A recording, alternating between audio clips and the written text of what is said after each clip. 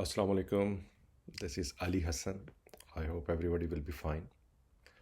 Uh, Thanks for watching my last videos. और I thought कि अब हम अपने जो है वो नेक्स्ट टॉपिक को डिस्कस करते हैं। कुछ चीज़ें मैं इसमें एडिशनल भी आपके साथ शेयर करूँगा as per my own experience. But एक चीज़ जो आ रही है कि हमें अकाउंट ओपन करना है, उसके बारे में ब्रोकर की सजेशंस क्या है आपकी, फिर हाउ सिस्टम वर्क्स कि ब्रोकर क्या है, सब ब्रोकर्स क्या है, ये चीज़ें हैं। और कुछ स्टॉक की रिकमेंडेशन है। फ्रैंकली मैं एक बात आपको बता दूं, मैं कोई भी स्टॉक रेकमेंड नहीं करूंगा आपको। मैं अपना पोर्टफोलियो आपके साथ शेयर कर दूंगा कि जिन स्टॉक्स पे मैं काम करता हूं। लेकिन फ्रैंकली स्पीकिंग, कहते हैं पैसा वही जो अपना हो, ठीक है? तो आपका पैसा है, आई एम श्योर कि it's not easy to earn.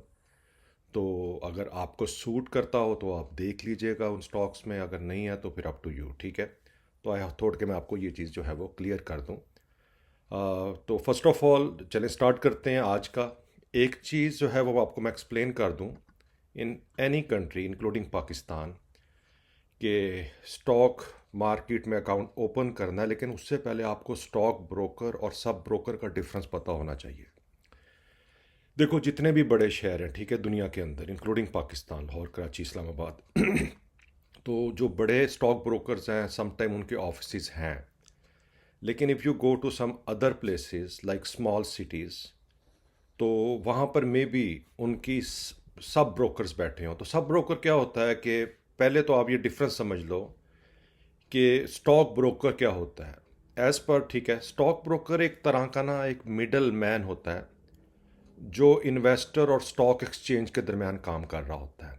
इसमें काफ़ी आपको वो, जब भी आप ओपन अकाउंट करो तो आप मेक श्योर कर लो कि वो स्टॉक ब्रोकर है या सब ब्रोकर है। तो क्या आप समझ गए हैं? तो ये स्टॉक मार्केट और स्टॉक एक्सचेंज और इन्वेस्टर के दरमियान में जो भी मिडल मैन होता है या मिडल कंपनी होती है, वो स्टॉक ब्रोकर कहलाती है। लेकिन वो जो स्टॉक ब्रोकर है, अगर वो किसी एरिया में नहीं एग्जिस्ट करता, यानी उसका उन शहरों में ऑफिस नहीं है, तो कई ऐसी भी कंपनीज होती हैं जो कि it's not easy to become stock broker. अब मुझे नहीं पता कितने करोड़ फीस होगी। और मैक्सिमम आप देख रहे हो कि PSX के ऑफिस में वहाँ पर मेनली स्टॉक ब्रोकर ही होंगे या सब ब्रोकर भी। बट एनीवे आपको मैं डिफरेंस समझा दूँ।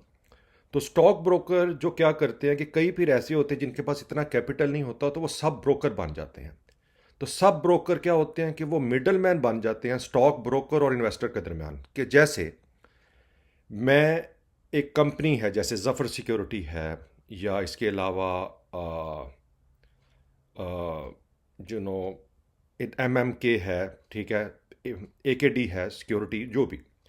तो अगर मैं उनके साथ डायरेक्ट जो है वो सर्विसेज लेता हूँ, या उनके साथ जो है वो अपने आप को रजिस्टर्ड कर लेता हूँ, तो मैं क्या कहलाऊँगा? मैं जो होऊंगा वो स्टॉक ब्रोकर कहलाऊँगा, ठीक है? अब कोई भी मेरे शहर से आता है या किसी और शहर से आता है, तो वो कहता है कि आप ऐसा करें कि आप मेरे साथ जो है वो डील कर लें इसको, और मुझे एक ऑफिस खोलना है किसी और शहर, तो आप ऐसा करें कि मुझे जो है वो आप रजिस्टर्ड कर लें। तो मैं फिर क्या कहूँगा कि फ़र्ज़ करें किसी और शहर में, स्मॉल शहर में, अगर उसने ऑफिस खोला है, तो वो अंडर माय अम्ब्रेला काम कर रहा होगा, और मैं जो होगा वो स्टॉक एक्सचेंज के साथ डायरेक्ट होऊंगा। तो जब भी आपने अकाउंट ओपन करना है, यू हैव मेक श्योर कि आप स्टॉक ब्रोकर के अकाउंट में डायरेक्ट ओपन कर रहे हो या किसी सब ब्रोकर के थ्रू कर रहे हो। सब ब्रोकर की फीसेस ज़्यादा होती हैं, लेकिन कुछ एडवांटेज और डिसएडवांटेज भी होते हैं। मैं पर्सनली दोनों के साथ काम करता हूं, मैं आपके साथ शेयर कर दूंगा। Again up to your decision कि, और आपके साथ उनके एडवांटेज भी बताऊंगा, क्योंकि stock broker are pretty busy sometime. I mean it's not easy कि उनके साथ आप एक्सेस हो, कोई अकाउंट का इशू हो तो आपको ईमेल भेजनी पड़ती है, वो 1 से 2 दिन में जवाब देते हैं। सब ब्रोकर में ये होता है कि वो आपके लोकल शहर में बैठा होता है, आप उसको कॉल करते हो, उनके पास डायरेक्ट लाइंस होती हैं स्टॉक यानी कि सब ब्रोकर के पास स्टॉक ब्रोकर की, तो आपका इशू जो है वो रिजॉल्व करवा लेते हैं। प्लस जो भी स्टॉक्स का डेली के आपको टिप वगैरह देने होते हैं, तो सब ब्रोकर इजीली दे सकता है। तो ये आप जेन में बिठा लीजिएगा कि आपने स्टॉक ब्रोकर के पास अकाउंट खोलना है या सब ब्रोकर के पास खोलना है, ठीक है? आई होप कि आपको डिफरेंस समझ लग गया होगा। दोनों ही मिडल मैन है, पर अपनी अपनी जगह पे। नेक्स्ट पे बात करते हैं कि अब जब भी आपने स्टॉक अकाउंट ओपन करना है PSX के अंदर, तो आपके पास ये चीज़ें मस्ट होनी चाहिए। ये आपसे वो डिटेल लेंगे। एक तो आपकी जो भी NIC की पिक्चर हो गई, ठीक है। एक अपने नॉमिनी भी बनाना है। आपकी वाइफ हो सकती हैं, आपके बहन भाई हो सकते हैं, आपके पेरेंट्स हो सकते हैं। आपको उनकी भी ID कार्ड की पिक्चर चाहिए। रिसेंटली चेंज हो गया, मैं कुछ कह नहीं सकता, लेकिन अ मंथ बैक तो ये रिक्वायरमेंट्स थी, ठीक है। तो आपने NIC की पिक्चर्स ले ली, फिर आपने ब्लैंक चेक पिक्चर भी लेनी है। दे विल मेक श्योर कि वो बैंक अकाउंट आपके नाम पर है। तो ब्लैंक चेक की पिक्चर जो है वो आप ले लीजिएगा, उस पर क्रॉस लगा के वॉइड लिख दीजिएगा, ठीक है। फिर आपने सिग्नेचर अपना करके किसी पेज पे और अपनी उसकी भी पिक्चर ले लेनी है। फिर आपकी अपनी ईमेल आईडी होनी चाहिए। आपने अपनी मदर का नाम उनके साथ शेयर करना है। फिर आप किस शहर में पैदा हुए हैं वो शेयर करना है। फिर मोबाइल नंबर मेक श्योर कि आपने आपके नाम पे रजिस्टर्ड हो। अगर आप किसी और के नाम से मोबाइल नंबर रजिस्टर्ड है तो it will be the issue, क्योंकि आई थिंक वो नादरा की वेरिफिकेशन करते हैं। तो they want to make sure कि जो अकाउंट ओपनर है एटलीस्ट उसका ही रजिस्टर्ड मोबाइल नंबर हो। नॉमिनी का भी मेरा ख्याल नहीं चलता, दे आर प्रीटी रिस्ट्रिक्ट ना हो। तो आप मेक श्योर कि आप किसी में आपके नाम हो, ठीक है। फिर आपने एक बैंक स्टेटमेंट देनी है। आप बैंक स्टेटमेंट में उन्होंने आपका बैलेंस वगैरह नहीं देखना होता, जस्ट वेरिफिकेशन होती है। आप मेरा ख्याल किसी भी मोबाइल ऐप पे लॉगिन करें अपने बैंक अकाउंट पे, और बैंक अकाउंट वेरिफिकेशन निकल आता है लेटर सा, जिस पे मेक श्योर करेंगे कि आपका नाम Ali Hasan, account number this that's it, ठीक है। और अकाउंट मेंटेन अगर आप कर रहे हो तो ठीक है। और उसके बाद अगर आप सैलरी पर्सन हो तो अपनी सैलरी स्लिप उनके साथ शेयर कर देना। अगर नहीं हो तो आपने एक लेटर हेड आपके बिजनेस का लेना है, जिस पे आपने मेक श्योर करना है। ये नॉर्मली आपको शेयर कर देते हैं, बस आप लेटर हेड करें, उस पर अपना सिग्नेचर टाइप कर देना, बता दें कि आपकी मंथली एवरेज इनकम क्या है। लिख दें कि मेरा नाम ABC and my monthly income is ₹50,000 a month, और नीचे अपने सिग्नेचर डेट करते हैं। तो ये चीज़ें आपके पास रेडी होनी चाहिए। डिले की होता है कि कुछ चीज़ें हमारे पास होती नहीं है, दैट्स वाई वो इस कॉज ऑफ डिले। तो जब ये सारी चीज़ें आपके पास होंगी, अब इसमें मेक श्योर उन्होंने क्या किया, registered on client name tax return.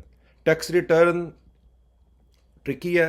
मैं तो फ्रैंकली स्पीकिंग टैक्स फाइलर हूँ, USA में भी, पाकिस्तान में भी। पाकिस्तान पे मेरे पे नहीं लगता क्योंकि मैं 6 मंथ आउट ऑफ कंट्री हूँ तब भी, लेकिन मैं फ़ाइल करता हूँ, ठीक है। इसके अपने एडवांटेजेस होते हैं, बहरहाल I am the main guy with that. तो अगर आप, आई थिंक पहले टैक्स रिटर्न कहाँ ट्रिकी हो जाता है, देखो जब आपको डिविडेंड मिलेंगे, अगर आप नॉन टैक्स पेयर हो तो पहले 30% आपका कट जाता था। यानी कि अगर फ़र्ज़ करें 1,000 रुपया आपको डिविडेंड मिला तो 300 कट जाएगा अगर आप टैक्स रिटर्न फाइलर नहीं, नॉन का। अब आई थिंक 45 हो गया। तो चलें अभी पुराने को ही लेते हैं, मुझे 45 का भी कंफर्म नहीं है, क्योंकि रिसेंटली मुझे जो डिविडेंड मिले उसमें जो था वो, मेरा तो खैर 15 ही अकाउंट होता है, लेकिन कई लोगों को 30 काटा है। तो सपोज़ कि 100 रुपये में से 30 रुपये तो कट गया, 1,000 में से 300 कट गया आपका, सिर्फ नॉन फाइल होने की वजह से। फिर आपका ज़कात का भी एडिशनल कटता है, और जो बाकी बचता है वो आपको मिल जाएगा। तो 1,000 में से मेरा ख्याल आपको 500 मिल जाएगा अगर आप नॉन फाइलर हो। अगर आप फाइलर हो तो 150 यानी कि 15% कटेगा। तो 1,000 में से 150 रुपये कट गए आपके नॉन फाइलर, आपके फाइलर होने के। और ज़कात का अगर आप इनको लिख के दे दो, ये एक फॉर्म आपसे फिल करवाते हैं, आप लिख के दे देंगे जी ज़कात मैं अपनी खुद पे करता हूँ। अगर आप नहीं लिखोगे तो ये ज़कात काटेंगे हर डिविडेंड से, और अगर आप लिख दोगे फिर नहीं कटेगी। तो देख लो आपने ज़कात किस तरह पे करनी है। तो सपोज़ आप ज़कात खुद पे करोगे तो इट्स मीन कि अगर 1,000 का डिविडेंड आया है और आप टैक्स फाइलर हो तो 150 रुपये कटेंगे, और बाकी जो है वो आपका 850 आपके अकाउंट में आ जाएंगे। और 150 का फ़ायदा क्या होगा कि जब आप टैक्स रिटर्न फाइल करोगे तो आप बता सकते हो FBR को कि जी ये मैंने आपको टैक्स पे किया। तो कितना ईजी है। बस ये मेक श्योर करना कि आप मंथली स्टेटमेंट्स अपनी सेफ रखना, ताकि आप कल को जब टैक्स फाइल करने लगो तो यू कैन प्रूव कि आपने ये सारा टैक्स पे किया है वाया डिविडेंड, ठीक है। तो ये कुछ रिक्वायरमेंट हैं जो आपने स्टॉक ओपनिंग के टाइप पे चाहिए आपको। फिर फ्यू चॉइसेस हैं, ये frankly again up to you. मैं कुछ कंपनी आपको रिकमेंड कर सकता हूँ जिनके साथ मैं काम कर रहा हूँ, ठीक है। ये मेरी फैमिली वाले हैं। उसमें ज़फ़र सिक्योरिटी है, ठीक है। मैं इनके साथ 2006 से हूँ, ज़ीरो कंप्लेंट आज तक, 17 साल हो गए हैं, ठीक है। ये जो हैं ये स्टॉक ब्रोकर हैं, ये सब ब्रोकर नहीं है। तो नंबर 1। फिर इनका एक व्हाट्सएप ग्रुप भी बना है जिसको आप ज्वाइन करके तो उस पर आपकी डेली स्टॉक के आपको आप कंफर्म कर सकते हो कि ये स्टॉक बाय करना है, ये नहीं करना, ये बेच दूं। एक जनी इनका एक चल रहा होता है जो मैंने अदर में नहीं देखा, इनमें देखा है। तो आपको ये ऑप्शन मिल जाती है, free stock WhatsApp group join कर लेते हैं और then you can do it. अगर आपने अकाउंट जो है वो ओपन करना है जफ़र सिक्योरिटी के थ्रू, तो ये मिशल हैं और इनका मोबाइल नंबर है 0308 444 0085। ये फर्स्ट चॉइस आ गए या नंबर 1 पे आ गए जो भी। दूसरा है AKD security, again really good security. ये भी स्टॉक ब्रोकर है, सब ब्रोकर नहीं है, ठीक है। इसमें आपने अगर करना है अकाउंट ओपनिंग के लिए तो मिस्टर हसन है, 0311 230 4606। ये सारे व्हाट्सएप नंबर हैं इनके, ठीक है। आप सिर्फ जस्ट मैसेज दें और बोलें कि मैंने अकाउंट ओपन करना है। जो मैंने ऊपर आपके साथ डॉक्यूमेंट्स की डिटेल शेयर की है, ये आपसे कहेंगे ओके हमें व्हाट्सएप कर दें, आप वहीं पर ये सारे डॉक्यूमेंट्स की पिक्चर व्हाट्सएप कर देना। उसके बाद मेरा ख्याल विद इन अ वीक ये खुल जाता है। मैंने इससे ज़्यादा डिले देखा नहीं। इंस्टेंट के कोई चीज़ में अगर कोई इशू हो तो वो आपको बता देंगे कि ये चीज़ नहीं है, हमें दोबारा भेज दें। तो ये दे आर प्रीटी क्विक। तीसरा हो गया MM के really sweet person Munir Khanani securities. ये भी ब्रोकर है, ठीक है, स्टॉक ब्रोकर है। इसके पास जो है मुस्तफ़ा जावेद है, इनका 0334 201 5093। तो ये तो हो गए कुछ stock broker. Again Suhail Farooq and company, ये जो MM के हैं मुनीर खनानी, इनके ये सब ब्रोकर हैं, ठीक है। इनका व्हाट्सएप ग्रुप भी अपना है। अगेन रियली गुड टीम, अच्छे टिप्स देते हैं and I think is a best one of them सब ब्रोकर्स। और इनके जो हैं वो मिस शिफा हैं, 0311 6470699। तो आप इनमें से जिसके पास भी चाहें, अगेन चॉइस इज़ योर, इनमें से के अलावा किसी से चाहे वो आपकी मर्ज़ी है। ये मैं अपने एक्सपीरियंस से शेयर कर रहा हूँ और I think everything is pretty good in that case, ठीक है।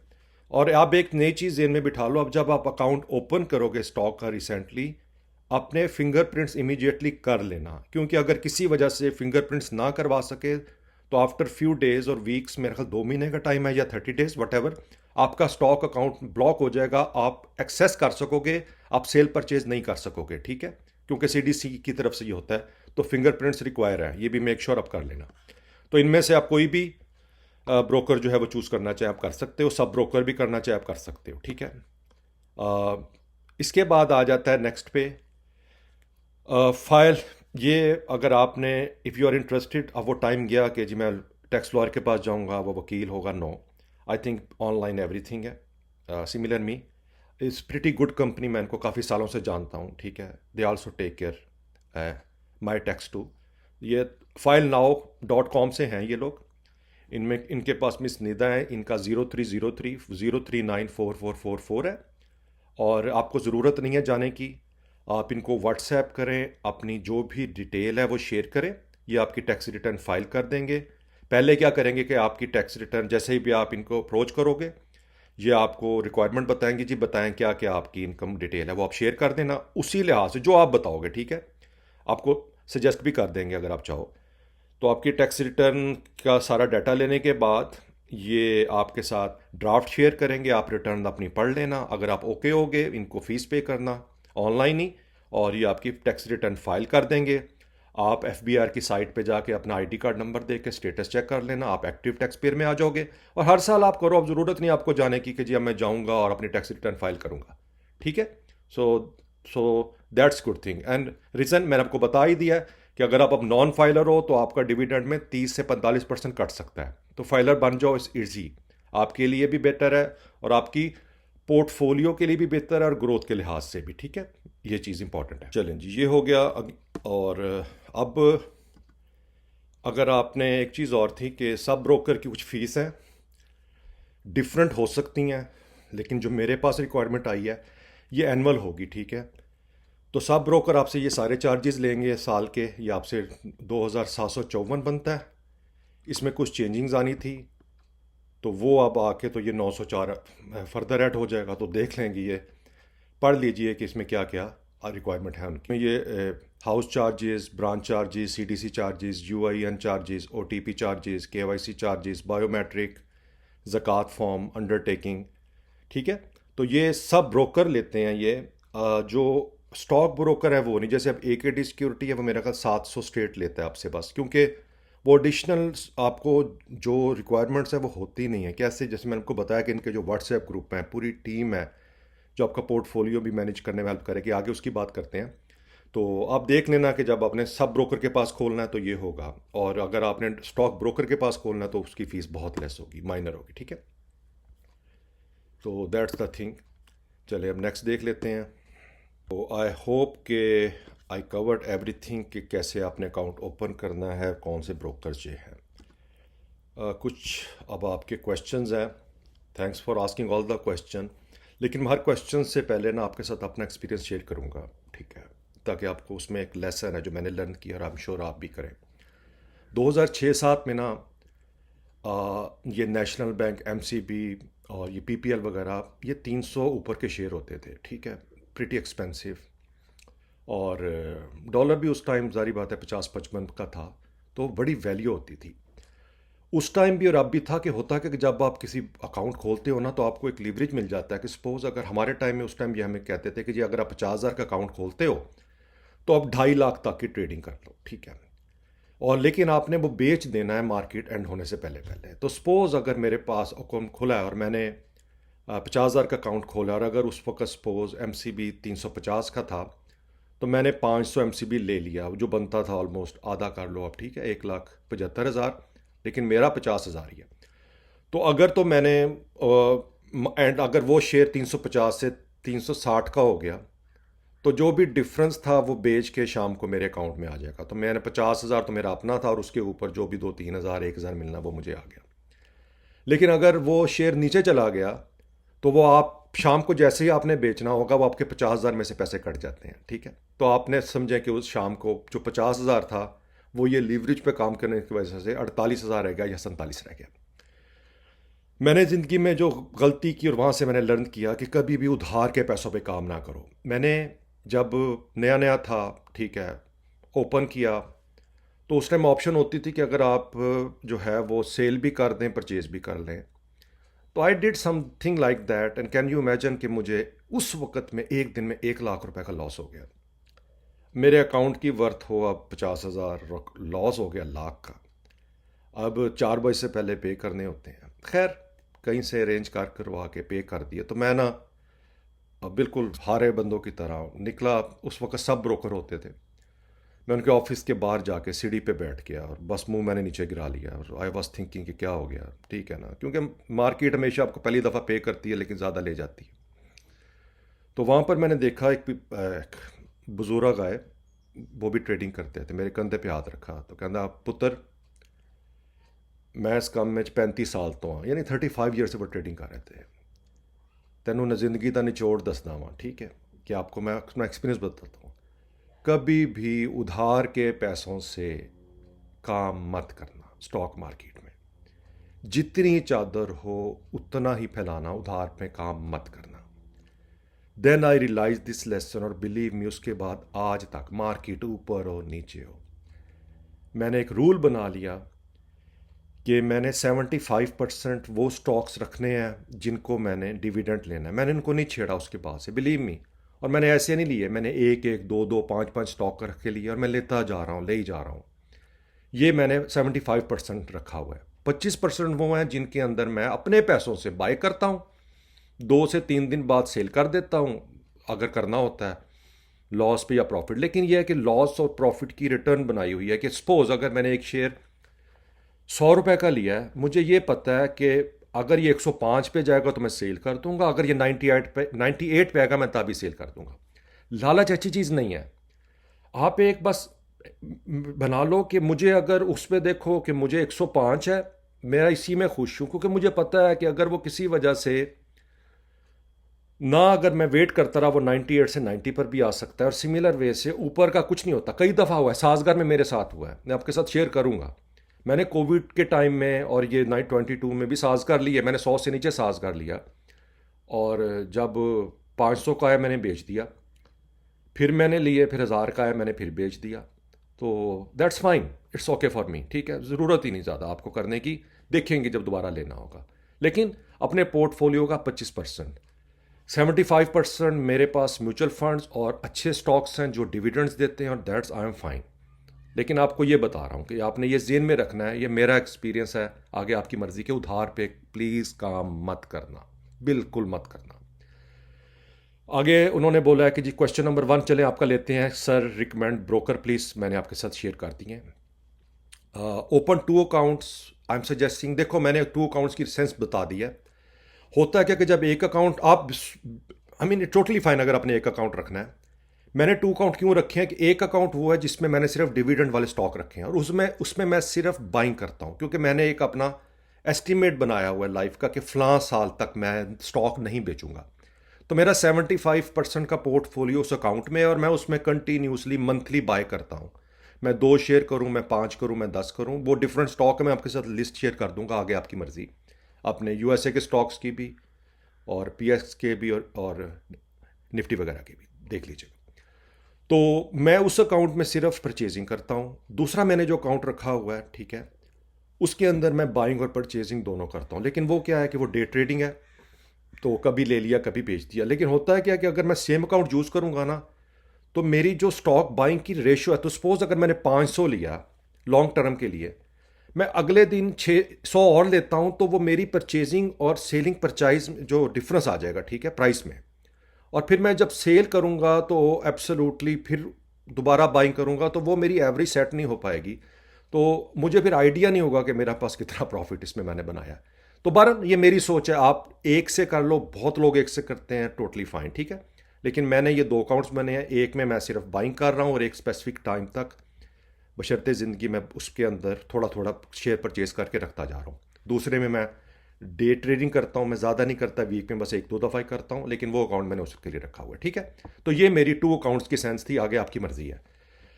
दूसरे कह रहे हैं जी आप हमें stock explain stock in depth in mean how to buy stock on PSX, account opening, what is the broker, what is the connection between PSX and the broker. मैंने एक्सप्लेन कर दिया आपको अर्ली कि how to buy stock on PSX. जैसे ही आप account open कर लेना तो दे विल गाइड यू, अगर ना हो तो absolutely we can make new video.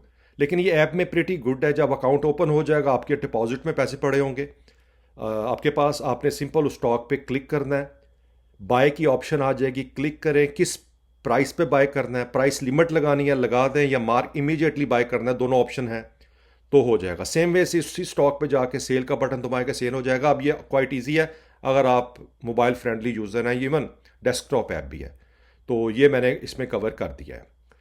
आगे वो कह रहे हैं कि sir I have heard about broker in Pakistan on their own without consent of the investor make purchase and sale of stock just to get their commission being holden and manage of sub CDC accounts in PSX। इनकी complaint है कि जी हमसे पूछे बगैर इन्होंने सुना है कि पाकिस्तान में लोग यानी कि जी अकाउंट होल्डर्स के स्टॉक और जो है वो परचेजिंग और सेलिंग खुद से कर लेते हैं और उनको पता नहीं होता। पॉसिबल होगा, मैं डिनाई नहीं करता, लेकिन मैंने आपको बोला है कि मैं जफ़र सिक्योरिटी वालों के साथ पिछले 16-17 साल से मेरे साथ कभी नहीं हुआ। हाँ, कहाँ होता है जब आप कोई भी कई कंपनीज हैं, ठीक है, अगर आप उनको ये ऑफ़र देते हैं कि सर आपने मेरा अकाउंट मेंटेन करना है, तो इस सूरत में वो उनको आपका लॉगिन और पासवर्ड होता है, एंड दे कैन बाइंग और परचेज। अब इसमें ये नहीं होता कि होता क्या कि लोग पहले तो ये मैंने जो महसूस किया, पहले लोग क्या करते हैं कि जी बताते हैं कि जी कि मैंने आज इतना कमा लिया, इतना कमा लिया, इतना कमा लिया। जब लॉस होता है ना, तब जाके कहते हैं कि नहीं जी नहीं, उसमें तो उसने ब्रोकर ने मेरा सारा सेल यानी गलत बाइंग कर दी, परचेज कर दी। होता क्या है कि पहले एग्रीमेंट कर लेते हैं, जब प्रॉफिट होता है तो नहीं बताते कि हमने उस ब्रोकर को हायर किया हुआ था स्टॉक परचेज और बाइंग के लिए, यानी कि जिस सब ब्रोकर के पास भी आपका जो भी आपका पोर्टफोलियो मैनेज कर रहा है। और जब लॉस हो जाता है तो तब शुरू हो जाते हैं कि नहीं जी उसने हमारी मर्जी के बगैर बेच दिया। तो अगर ऐसा कुछ आपको लगता है तो आप फिर ऐसा करो, स्टॉक ब्रोकर के साथ अकाउंट खोलो, डायरेक्ट सब ब्रोकर के साथ मत खोलो। तो स्टॉक ब्रोकर को कोई ज़रूरत नहीं है, आई मीन उनके पास बिलियंस के अकाउंट हैं, ठीक है ना, तो आप उनके साथ जो है वो खोल लो। आई एम श्योर कि ये आपको शिकायत नहीं होगी। अगला क्वेश्चन है कि जी अकाउंट आपने ओपनिंग के लिए अप्लाई किया, 15 दिन हो गए हैं और ब्रोकर कुछ पेशावर में है, वो always say case in process today tomorrow. देखो इसमें अब I got it handling surviving being government servant आप, तो आई थिंक जो मुझे लग रहा है कि आपने किसी सब ब्रोकर के पास जो पेशावर में है उसे कांटेक्ट किया है, और वो हो सकता है कि कुछ इश्यूज आ जाते हैं सम टाइम। और रीज़न 2 वीक तो खैर ज़्यादा है, मैंने बहरहाल देखा है एक आधा वीक में होता है। तो सम टाइम क्या होता है कि उनके पास मे बी रश हो, और जो रिक्वायरमेंट्स यानी कि आपके पेशावर वाले ब्रोकर अगर वो सब ब्रोकर है तो उसने मेन ब्रोकर से ने जो रिक्वायरमेंट दी अभी तक आपसे शेयर ना किया हो, तो सपोज आपका कोई लेटर हेड बनना हो या आपको नॉमिनी का इशू हो, तो दैट्स थिंग आई थिंक आप मुझे आपको इन पर डिपेंड नहीं करना चाहिए। आप डायरेक्ट व्हाट्सएप करो और ओपन कर लो। तो आई थिंक ये वजह है जिसकी वजह से डिले आ रहा है। और आई नो कि अच्छा नहीं लगता, आप यू वांट टू ट्रेडिंग, लेकिन ये चीज़ जो हो आई मीन इट्स प्रिटी अनफॉर्चुनेट। उनको सच बता देना चाहिए कि किस वजह से नहीं खोल रहे। अगले कह रहे सर मैंने महाना में, ओके महाना जो है वो बैंक की तरह इन्वेस्ट कर सकते हैं, मतलब क्या इस अकाउंट से simple invest like bank only? देखो अब यू आर राइट, एक वन सेंस आई थिंक अब कई ऐप्स हैं कई बैंक्स में जो आपको म्यूचुअल फंड की ऑप्शन देती हैं। You are right about that, वो भी एक ऑप्शन है आपके पास। लेकिन वो बैंक की आई थिंक उसमें जो मेन चीज़ होगा, एक तो एक्सेस बड़े बैंक्स जो होते हैं उनसे आपको पूछना, कोई क्वेश्चन करना हो, बात करनी हो, I think is pretty hard in one sense. और क्योंकि बैंक के और भी बहुत से सेटअप चल रहे होते, खाली वो आपका म्यूचुअल फंड मैनेज नहीं कर रहे। तो महाना का क्योंकि ये है कि वो उन्होंने बिजनेस ही सिर्फ इसलिए किया है, तो I think ease of business के लिए महाना बेटर है। अदर आपने अगर उस सेंस में लेना है कि आपने किसी भी बैंक में, जैसे UBL है, अमेज़ॉन है, HBL है, जो भी बैंक्स हैं पाकिस्तान के, अगर उधर से जाके म्यूचुअल फंड बाय करना आप कर सकते हैं। It's pretty up to you, ठीक है? तो इट इज़ फाइन। चलें जी, अगला वो कह रहे हैं कि जी के the way you teach us is uncomparable and I am learning much from you. Today I have open my Mahana investment account ₹1000. Now I am planning to follow an investment plan which is more beneficial. Absolutely, congratulations, अपने महाना में account open किया है, अब बिल्कुल सही है। देखें कोई बर्डन नहीं है, 1000 से खोल लिया, जो भी आप अफोर्ड करते हो, लेकिन एक डेट रख लेना।